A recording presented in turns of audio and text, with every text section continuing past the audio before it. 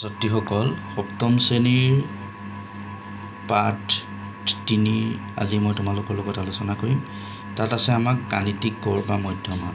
পোনপ্ৰথমতেই তুমি গাণিতিক গড় বা মধ্যমান উলিওৱাৰ কাৰণে আমি কিছুমান সূত্ৰলৈ যাব লাগিব।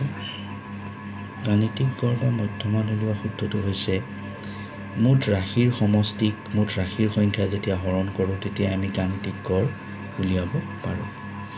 তাৰপিছতেই আছে প্ৰসাৰ কাক বোলে বুলি এটা কথা তোমালোকে জানিব লাগিব।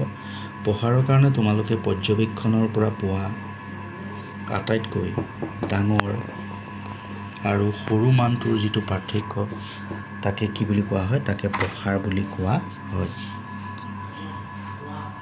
এতিয়া প্ৰসাৰটো তোমালোকে যিকোনো এটা পৰ্যবেক্ষণ ধৰি ল'লা, তুমি 1ৰ পৰা 5লৈ সংখ্যা কেইটা চাইছা, তাত আটাইতকৈ ডাঙৰ সংখ্যা 5 আৰু আটাইতকৈ সৰু সংখ্যা 1। গতিকে 5ৰ পৰা যেতিয়া আমি 1 বিয়োগ কৰোঁ তেতিয়া তাকেই আমি কি বুলি কওঁ, প্ৰসাৰ। অৰ্থাৎ কিমান হ'ব সেইটো প্ৰসাৰটো 4 হ'ব। 5ৰ 1 থাকিল 4।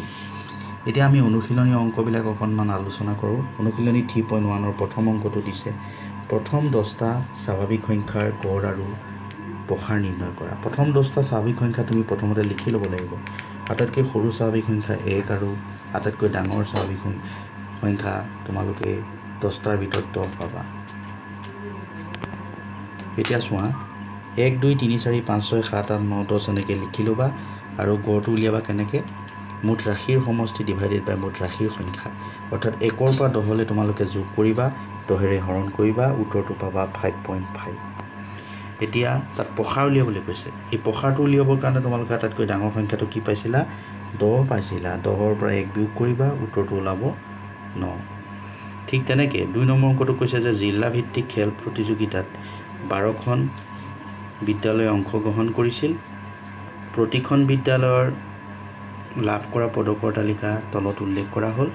সেইখিনি তালিকাখনত এনেকৈ দিয়া আছে 11 8 13 6 10 15 18 9 10 9 11 12।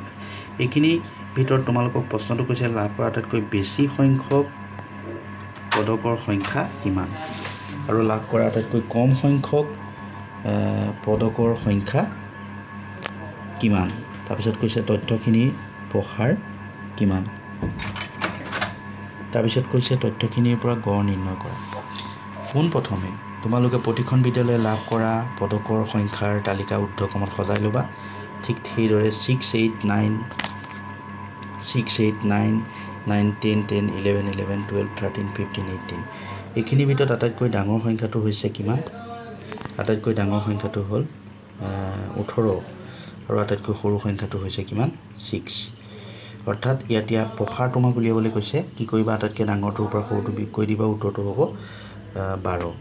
আৰু গড়টো উলিয়াবৰ কাৰণে তোমালোকে কি কৰিবা, মুঠ ৰাশিৰ সমষ্টিক মুঠ ৰাশিৰ সংখ্যাৰে হৰণ কৰিবা। অৰ্থাৎ এই গোটেইখিনি পদকখিনি যোগ কৰিবা আৰু তাৰ মুঠ ৰাশি কেইটা হৈছে 12টা। 12ৰে হৰণ কৰিলে আমি পাম 11। অৰ্থাৎ 132 হ'ব যোগফল, 12ৰে আমি হৰণ কৰিলে পাম 11। এজন ছাত্ৰই ইয়াৰ পিছৰ প্ৰশ্ন দিছে, যোৱা মূল্যায়নত লাভ কৰা নম্বৰৰ তালিকা তলত দিয়া ধৰণৰ।